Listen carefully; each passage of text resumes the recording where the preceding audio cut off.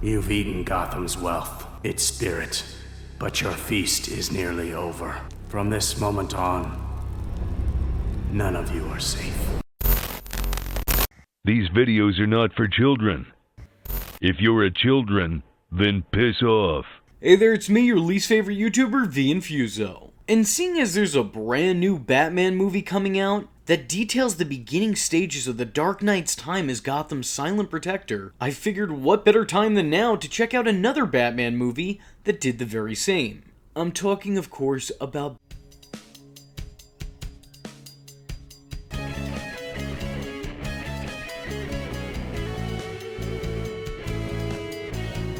Now, going into this review, I've not only never seen this movie before prior to making this, but I've also never read the classic comic book that it's based on. So I guess you could say I'm going into this one blind as a bat. Exactly. This movie does a really good job of immediately establishing how crime-ridden Gotham City is. We're not just talking about the more than occasional muggings that Gotham City's famous for. We're immediately shown the corruption of this city's cops. They're completely careless in their actions, which can make some come off as a bit lackadaisical, but it also shows a lot of them being opportunistic. We're immediately shown the GCPD taking liberties with civilians of the city, attacking and otherwise manhandling Gothamites, and disregarding and dismissing truth in the favor of covering their own asses. It's a comb, Flass. Hey, I'm only human, Jimmy. In this Gotham, having a badge is a ticket to do whatever you want.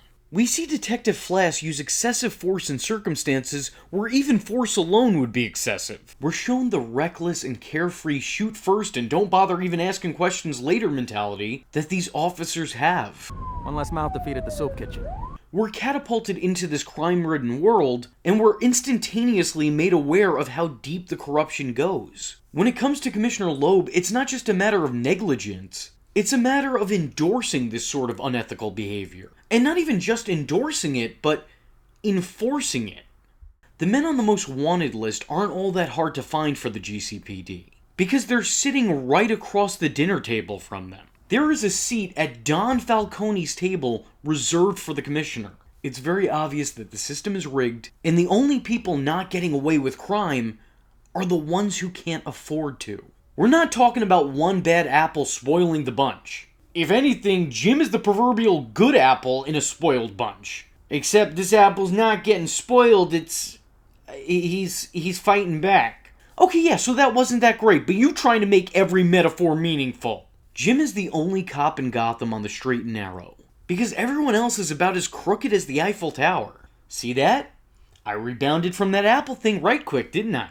We also see how they go about handling other police officers who aren't compliant with their villainy, as they group together and viciously assault Gordon on his way to work. That's their own brother in blue there. He's one of their own. But because he didn't act in their code of misconduct, they treat him as if he were on the other side of the handcuffs. They also set out to execute Batman before ever even trying to take him in. Not because he's a supposed violent criminal or a danger to the city, but because he's doing the job that they should be doing. The difference between Batman and the police of Gotham City is that Batman serves justice while the GCPD serve power. He's enemy number one for one reason and one reason only. And that's because Batman does what's right, while the police do what's right for themselves. Did I say that? Twice. We're shown the misery of Gotham City in ways that I don't think have ever properly been done outside of this. This movie really does a great job of emphasizing the misery of Gotham City. It's a city so awful that all throughout the movie, Jim Gordon is having a crisis and blaming himself for bringing a child into a city so devoid of positive qualities. Imagine thinking having your child not exist at all would be better for them than having to live in a certain zip code. Batman Year One does a really great job of establishing just how broken the city is prior to the Dark Knight's arrival and James Gordon's rising in the ranks. And I love it for that, because far too often in Batman movies are we told just how bad things are, rather than actually being shown how bad they are. The latter makes everything feel that much more impactful. I mean, sure, there's been other Batman movies that show us muggings, they show us criminals, they show us crooks, maybe even the occasional thug. but they don't show you just how corrupt the police department in this city is. I like this movie because it emphasizes that. Now we see that you have a whole city full of bad guys, but no good guys to turn to for help. This movie gives Gotham City its own unique character. And that character kind of takes center stage and makes all of the lead supporting characters in it. More than being Batman Year One, this movie is really kind of like a Gotham Year One. BB. Before Batman. I feel like this movie is what the show Gotham initially set out to be. A story about a young Bruce and a young Gordon finding their own ways of justice in a city of scum. Seeing movies and comics depict the origin or early years of Bruce Wayne as Batman is always fun to me. You know, the movie-going and comic-reading public have become far too used to the Batman who had a contingency plan for every member of the Justice League. The guy takes out Superman, Wonder Woman, Aquaman, no problem. Barely breaks a sweat. Meanwhile here, he's having a hard time handling 3 ordinary run-of-the-mill thugs. It's nice to know that the Dark Knight's never been a Gary Stu. He didn't just put on a costume and suddenly have all the skills. We get to see him fuck up, we get to see him fail. We even get to hear him drop an F-bomb under his breath when he's upset at his own mess-up. You can tell that there's a lot of potential there. You see glimpses of the Batman we all know, but he's not quite there yet. And I think because of this, viewers are a little bit more on edge whenever he's in danger. Because you know that this Batman might not have those contingency plans ready. In this movie, he's not Batman just yet. He's the man who's trying to be Batman. In this movie, he's much more man than Batman. Do you remember all those old loose cannon cop cliches movies like to do back in the day? So-and-so is a cop who doesn't play by the rules. Well, in a weird way, because of how backwards the city of Gotham is, Jim Gordon is kind of like that loose cannon cop. Ironically enough, because he does play by the rules, unlike all of those he works with. The guy is an outlaw because he wants to do things by the book. Jim Gordon is a capeless hero in a city of maskless villains. He stands out and that makes him a target. Not from the criminals who walk the streets, but from the criminals he shares a cubicle with. Batman Year One shows us different sides of the characters. It gives us a more vulnerable, almost lost Bruce Wayne who is so desperate to find a path that he asks for guidance from a head bust of his dearly departed dad. Showing us that while Bruce is a good guy, maybe he's not the perfect picture of sanity. He's a broken individual who wants to find something to believe in, even if he has to become it himself. It gives us a James Gordon who in a moment of weakness and selfishness cheats on his partner with his partner, which shows us that despite Jim Gordon obviously having a moral compass, even he can stray from the path. I like all of this because it makes these characters seem flawed. And in making them flawed, they seem human. What is it they say? To err is human. To err is human! So, I mean, it doesn't always serve the narrative of the plot or further it per se, but I do think it adds a realm of realism to everything. These characters aren't just characters, they're people. Blemishes, warts, bad ears, and all. Not everything in the movie is set up and paid off. Catwoman, somewhat inspired by Batman, takes to the streets. Gordon cheats on Barbara, but then that's kind of glossed over. He fesses up, comes clean, tells her, and then we don't even get to see her reaction. So, Like his police partner only exists for him to cheat on his wife with, so she doesn't really get a whole lot to do. Well, besides Jim, that is. There are elements to this movie that are just there to be there. Not that I necessarily have a problem with that. These moments may not further the plot, but they do a good job of world building, and telling us more about the characters of this world. Harvey Dent and Batman are shown to be on secret speaking terms, but what is discussed between the two isn't really known. Plus the fact that there's so much going on in the city that it kinda dilutes the viewer's perception of what's gonna come next. I really like the fact that Jim and his partner Sarah actually suspect Bruce as being Batman. And they also have a lot of reason to. I mean, Bruce returns to Gotham and then 2 weeks later, this bat fella tries to come around and take a bite out of crime. They have valid reasons to be suspicious of him.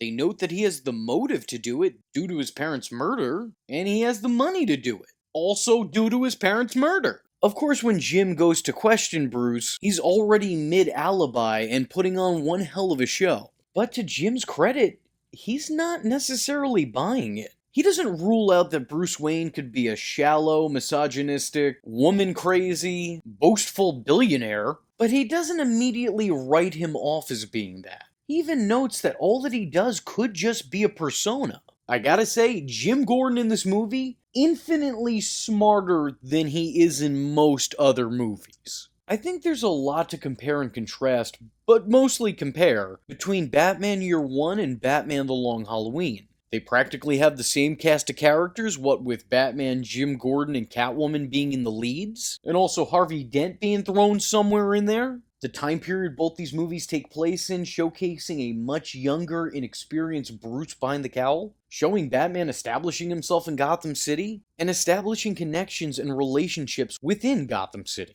Having a narrative that proverbially rips pages off the calendar. I think these two movies are very much alike, both in terms of what these movies are, and in terms of how good both these movies are. I love Batman The Long Halloween, and I love Batman Year One. I think both of these movies are some of the greatest depictions of a younger Batman that I've ever seen. And I think they're even greater depictions of the city before it got its protectors. And both movies show why Gotham needed them. You gotta think that Gotham City is bad enough with Batman and Commissioner Gordon, but both these animated movies show you just how much worse off it was without them.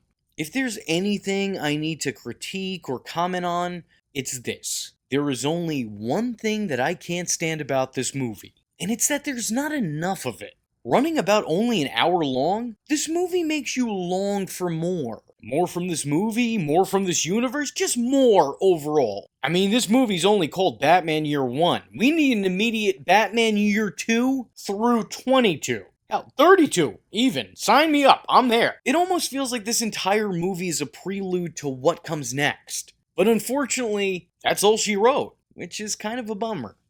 The movie follows Bruce and Gordon both looking for justice. And it's nice to see their separate paths cross and finally align right before the credits roll. A maskless Batman manages to save the life of Jim's newborn son. And Jim Gordon, this cop who believes in a code, in ethics, in doing everything by the book, doesn't turn him in. He literally turns a blind eye to his identity, claiming, "My glasses! I can't see without them!" That is a really powerful moment and a solid foundation to a working partnership and eventual friendship that will last for years to come. How many years? I don't know! It depends on if this Batman ever intends on banging Jim Gordon's future daughter. No, don't like that. Let's hope not. The end stinger that sets up a potential follow-up Joker story feels almost identical to the ending of Batman Begins. And I'm gonna guess that that's probably where that movie took its inspiration from. Probably from Year One, the comic. There's a lot to love about this movie. I like the relationships, the dynamics, and the come-up of the characters in this movie. But I also like a lot of the little things that are done in the background. Getting to see Bruce and Selina have their first lover spat, long before they're lovers. Or even acquainted. It's nice seeing Harvey not being two-faced, and seeing him have some sort of working relationship with Batman in a trusting capacity. Year One also does an amazing job of establishing the standard criminals of Gotham City. I don't always care for the mob bosses and the crime lords of the criminal underworld. I feel like if I wanted to see that, I would just turn on The Sopranos. But I have to say, when it's done right, it's done right. And here, it's done pretty good. The movie also has an all-star cast, casting future Jim Gordon, Ben McKenzie, as this universe's Batman and Bruce Wayne. And I think he really pulled it off. In the role of Jim Gordon is a guy I constantly see fan casted as him, Bryan Cranston. And I'll admit, I wasn't sold on the fan castings. I think he's a tremendous actor. But I think sometimes people kind of forget if something is in an actor's range and instead go, oh, they look like him. That can't put him in it. That's all you need. A passing resemblance, and you got the part. So I thought that people really wanted to see him because he vaguely looked like Jim Gordon at one point in time. And by that logic, I don't know, he should play a live-action Ned Flanders in an upcoming Simpsons movie. But after hearing him here, yeah, I get it. John Polito, God rest his soul, made for a good bad cop, playing Commissioner Loeb in his absolute infamy. Elijah Dushku will always not only be a great choice, but will always be the perfect choice for playing Catwoman. And then they also had Zigbar as a thug. So overall, there were some pretty talented people attached to the project. As if. All in all, I would have to say this is actually one of my favorite Batman movies. I think it makes it in my top 5, but if it doesn't, then it only just came a little bit short of it. Although, like I said, I could have really used a little bit more of it, but that's my own selfishness in wanting to see more of this interpretation. So you can mark this down as an absolute stamp of approval on my part. With all that being said, I was your least favorite YouTuber, Infuso, and I thank y'all for watching. Hope to see you in the next one. I am vengeance. I am the night, and that was Infuso. Just remember, if you're not tuning in, then you're missing out. So, if you like the words that came out of his mouth hole, and you too would like to become a V-generate, don't forget to like and subscribe. Thanks for watching, nerds! And if you're not joining the fun, you're in for one bad day. And you know what they say about having one bad day?